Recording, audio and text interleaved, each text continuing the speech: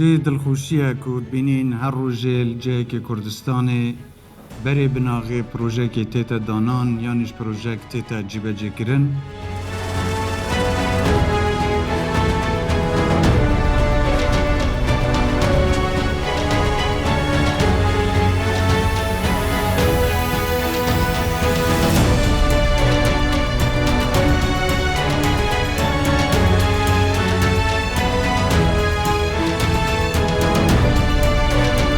بەرنامەی ئەم جارەم جیاوازە چونکە هەمویان سوپاسگوزارن کێن ئەوانەی کە سوپاسگوزارن جوتیارانی هەرێمی کوردستانن چونکە لە 5 ساڵی ڕابردوودا لەلایەن خودی سەرۆکوەزیرانەوە پاڵپشتی کران کار ئاسانی بۆ کرا ڕێگریان لێکرا کە بەرهەمەکانیان فڕێ بدەن و ئێستا بە نرخێکی گونجاو بەرهەمەکانیان لە بازاری ناوخۆ و دەرەوە ساغ دەکرێتەوە کوروتەنی چی بچێنی ئەوە دەدوریتەوە لە 5 ساڵی ڕابردوودا پلانێکی تۆکما پاڵپشتێکی باش بۆ پاراستنی ئاسایشی خۆراک و کەرتی کشتتوکاڵ هەبوو چەند پرۆژە بەردی بناغی دانرا لە ماوەی 5 ساڵی ڕابردوودا تەواویان بە ئەنجام گەێنران و خرانە خزمەتی برا جوتیارەکانەوە مەبەستی من و هاوکارانمە لەم بەرنامێدا بەدواداچوون بۆ ئەم بابەتە بکەین.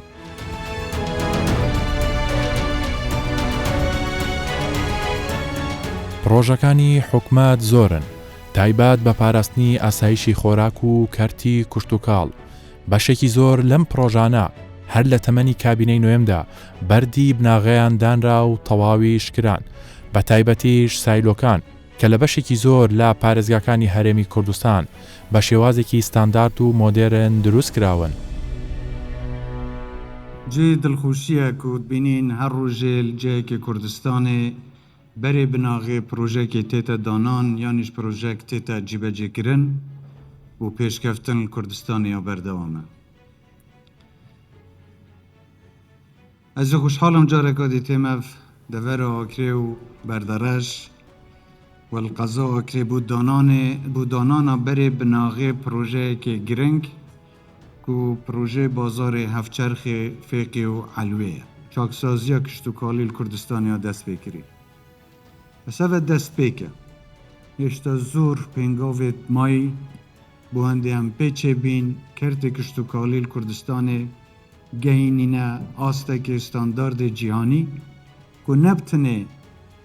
mefayî li xelkê vê deverê û cûtiyara bide belkî bibîte sebeta xurakê bû heme Iraqê û bû navçêş.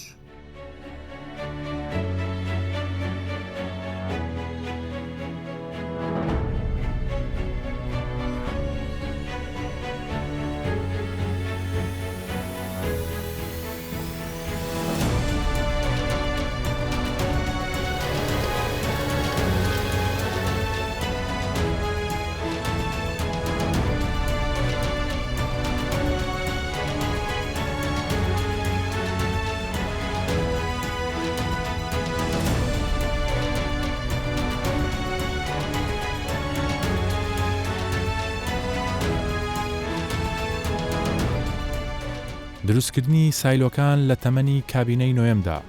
لە پارێزگای هەولێر سایلۆی قوشتەپا بە گوژمەی 21 ملیار دینار توانای عەمبارکردنی 40,000 تۆن سایلۆی کەلار لە سنووری پارێزگای سلەیمانی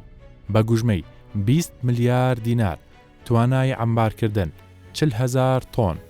لە پارێزگای دهۆک سایلۆی بەردەڕەژ ڕۆڤیا بە گوژمەی 18 ملیار دینار توانای عەمبارکردنی 40,000 تۆن لە پارێزگای هەڵەبجە سایلۆیەک دروست کراوە بە گوژمەی 26 ملیار دینار و توانای عەمبارکردنی 40,000 تۆنە ڕێژەی کارکردن تێیدا 175 کارەکانی تەواو بووە. دانانی بەردی بناغەی سایلۆی زاخۆ بە گوژمەی 85 ملیار دینار توانای عەمبارکردنی 200,000 تۆنە. جگە لەمانە کەرتی تایبەتیش دوو پرۆژەی بە بازاڕکردنی بەرهەمێنانی دانەوێڵان هەیە کە لەلایەن کۆمپانیاکانی داس و قەیوانەوە دروست کراون بۆ وەرگرتنی گەنمی جوتیاران و بەرهەمهێنانی بەرهەمی خۆراکی. ئێستا دەجۆر بەرهەمی خۆراکی لەو پرۆژانە دروست دەکرێن.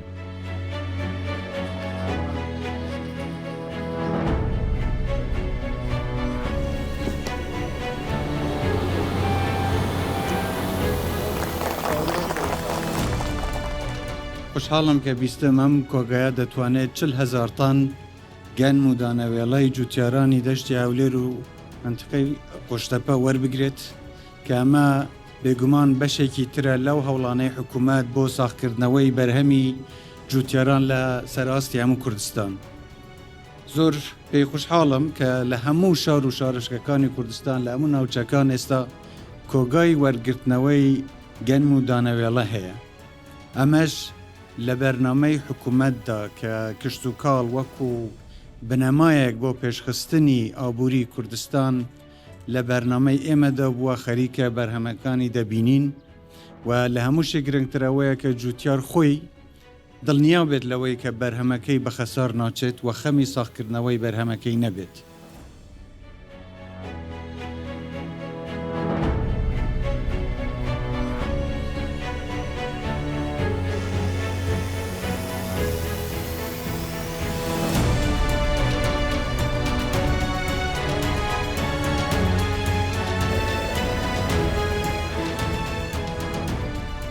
لەم بەرنمەیەدا جوتیاران لەسەر جەم پارێزیەکانی هەرێمی کوردستانەوە سەبارەت بەو پاڵپشتیانەی کە حکومەت هەی بووە بۆ کەرتی کوشت و کاڵ باسی لێوە دەکەن.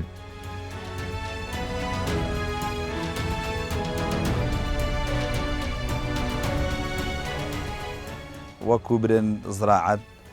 پاڵپشتێکی زۆر باشی کردین ئەلحەمدولیلا وەکو ئەو سایلۆیە پێشە ئەمە لۆریمان دەگرت لۆری لێرە لۆمەی دەبر 50 تەنی دەبر 2 ملیۆن و 3 ملیۆنمان دەچوە تا 50 تەنمان تەسمیل دەکرد. ئێستا ئەمە 50 تەنی تەسمیل دەکەن بە 400,000. وەکو سەرۆکی حکوومەت هەرێمی کوردستان یعنی پاڵپشتێک زۆر باشی کردینە فەلاحی لێرە بەنداوەشی لۆ کردینە بەنداو لۆ ئەو بیرانە ئەمە زراعەتی لێرە پێ بکەین. پێشتر بیرەکانمان ئاوی نەبوو. ساری 2022 هاتەکن ئەمە هاتە سەدە ڕاستەی هەر بەخۆش دەڕاستەی لێخوڕی دەڕاستەی مێ بولەی خوڕی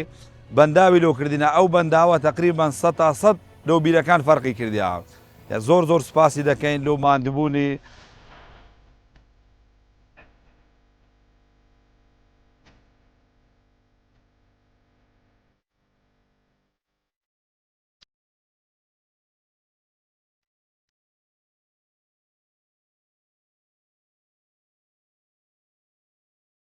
حکوومەتی هەرێم بەڕاستی کارێکی باشی کردیا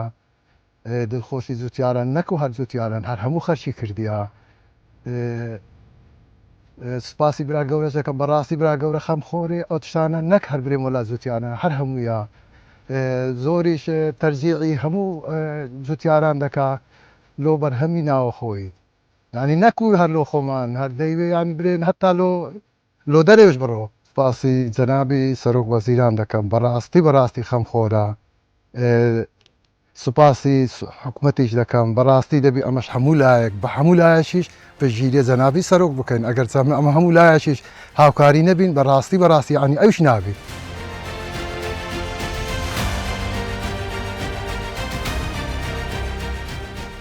ئەو چەند سارێ ڕابردوو بەڕاستی حکومەت تەخسیری نەکردووە بە نسبەت وەرگرتنی گەنم. سوپاس سەرۆک وەزیران سوپاس بۆ پاڵپشتیت سوپاس بۆ خەمخۆریت لۆ جوتیاران.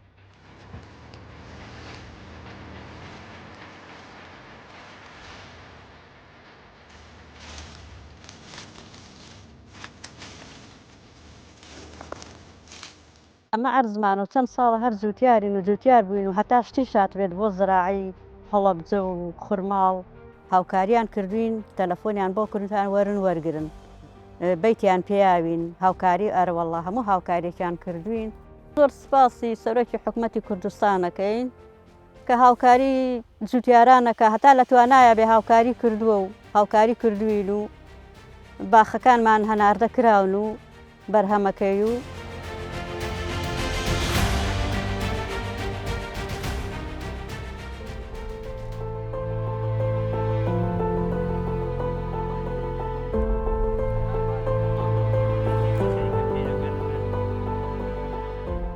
وڵی سەرۆکی حکوومەت ئەگە هەچی بکا بۆ جوتیار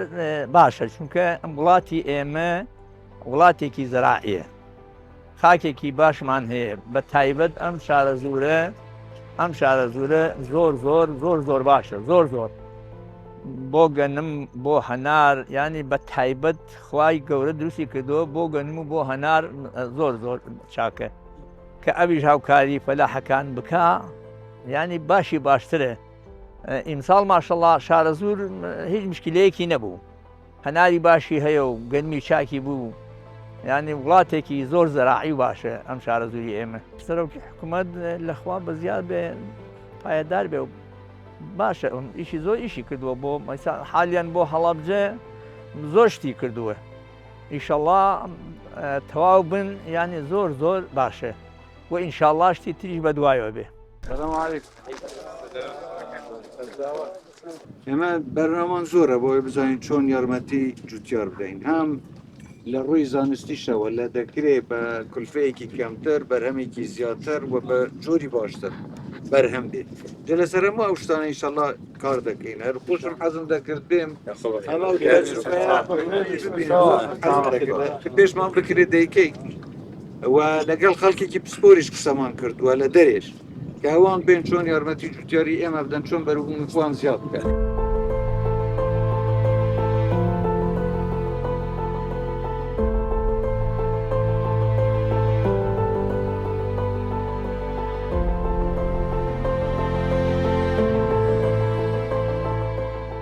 ئێمە ئەگەر سەیری خاک و ئاو و کەشوهای خۆمان بکەین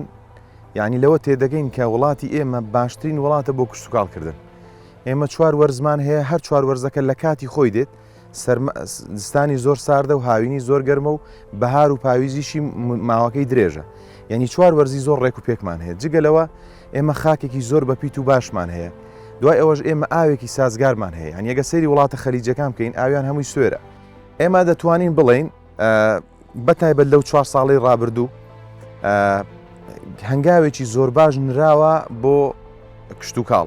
یعنی زۆرترین بەندا و دروستکراوە و زۆرترین بە بازارکردنیش دروستکراوە. ئێمە دەگمەن بیستمانە لە ساڵانی پێشتر، ئێستا هەناری کوردستان لە بەریتانیا لە بازارەکانی بەریتانیا دەفرۆشترێ، لە وڵاتە خەلیجەکان دەفرۆشترێ. بۆیە دروستکردنی بازار و دروستکردنی بەندا و دروستکردن ڕێک وەکووە ڕۆح بە بەرزەویدا بکەیت، یعنی ئەو دوو خاڵە ئاو بە بازارکردن دوو لایانی زۆر باشن بۆی هەر حکومەتێک پشتی پێبەستێ بۆ پێشخستنی کشتتوکاڵ.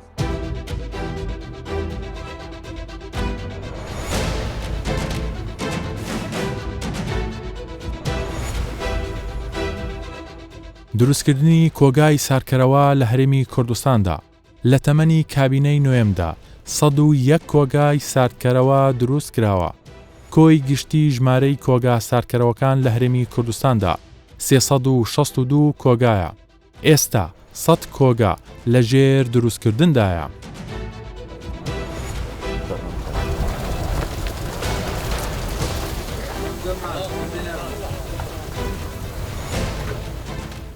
جوتیاران دڵخۆشن بەوەی کە سەرۆکی حکومەت لە نزیکەوە سەردانی کردن و گوێی بۆ داواکاریەکانیان گرتووە و پاڵپشتی خۆی بۆ دەربڕیون.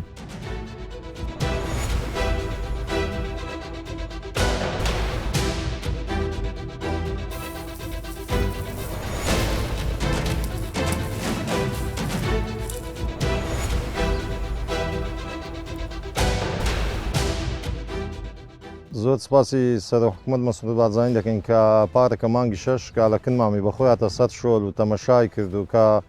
زۆر داواکارین کە پاتپشتیمان زیاتر بکات، داواکاریەکانمانی کا بەجێگەیاندەوەی گوتمان هەمووی بەجێگەیان بەخۆی شخصیاتە 100 شۆل و تەمەشای کرد، شۆلەکانی دیت هەمی ینی بەرەمە ناوخۆیەکان هەمی تەمەشا کرد، هەمووی دیت و تەمەشای کرد. زۆر مەمنون سپاسین لێ.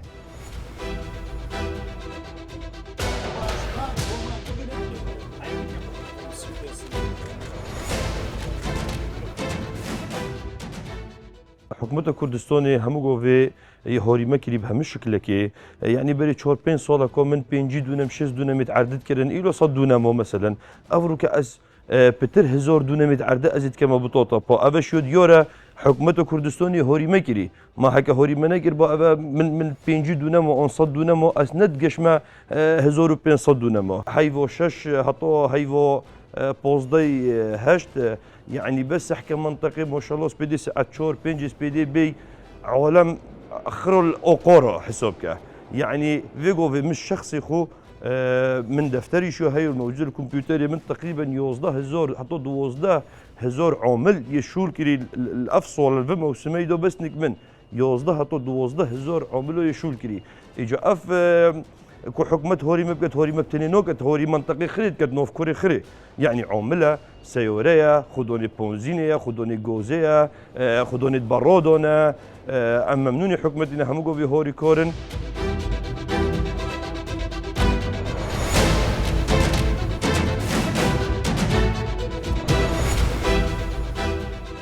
یەکێک لە هەنگاوە گرنگەکانی دیکەی حکومەتی هەرێمی کوردستان هەناردەکردنی بەشێک لە بەرهەمە خۆماڵیەکان بوو کە بە شێوەیەکی فەرمی هەناردە دەکرات بۆ بەشێک لە وڵاتان ئەمەش بووە هۆی ئەوەی کە جوتیاران زیاتر پەرا بە بەرهەمی ناوخۆیی بدەن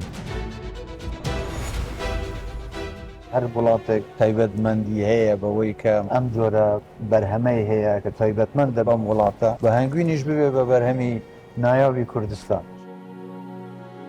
ئەمە بەشێکە لەو بەرنامەی کە لە حکوومەتی هەرێمی کوردستان دەستمان پێ کردووە بۆ دۆزینەوەی بازاری نێودەوڵەتی بۆ بەرهەمە ناوخۆیەکانی کوردستان بەڕاستی ئەوەی کردنیشێکی زۆر باشە سەرەتاوە ئەبێ بە جۆرێک بکرێت کە ئەمە بێ بە براندێک بتوانین کوردستانی پێ بناسەنین زۆر خوشحاڵم کە بینین ئەمڕۆ بۆ یەکەم جار بە شێوەیەکی فەرمی هەنگوینی کوردستانیش هەناردەی دەرەوە دەکرێت کە بێگومان هەنگوینی کوردستان یەکێکە لە باشترین هەنگوینەکانی دنیا و هیوادارم ببێ بە براندێکی دیاری جیهانی کە کوردستانی زیاتر پێ بناسەنین دەستخۆشی لە جوتیارەکان دەکەین لە هەنگەوانەکان دەکەین لە هەموو ئەو تیمانەی کە بەشدار بوون لەم پرۆسەیە هیوادارم ئەمە سەرەتایەک بێ بۆ بەرهەمی زیاتر و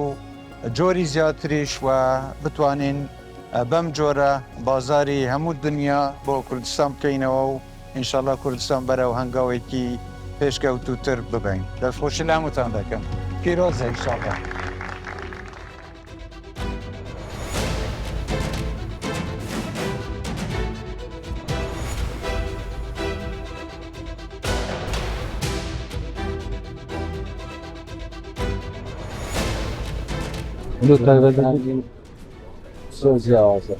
فەرقی چییە لەگەڵ هەنگوینی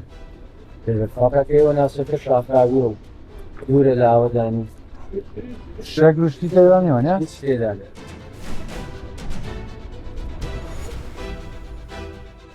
زەیت زەیتونە تایبەت زەیتونی خۆماری سەباس کوێیە زەیتونی هەولێر زەیتونشتان هەیە بەڵێ زەیتونشمان هەیە زەیتون بەس بەتەمان لە زەیتون هەیە وابزانم لە پشتین ئەوەی هەولێر دەکەینە زەیتون هەموو میوەتان میوەیە هەنگوینیش سەفینە خۆ بە زیاد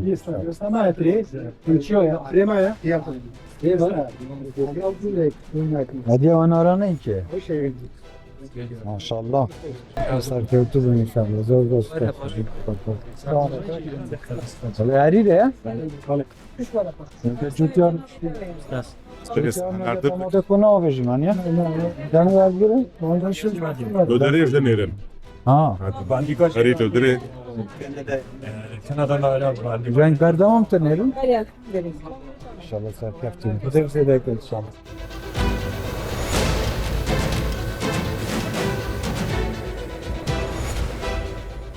هەناردەکردنی بەرهەمە ناوخۆیەکانی هەرێمی کوردستان بۆ دەرەوە هەنگوین هەنار سێوی بەرواری پەتاتە دۆشاوی تەماتە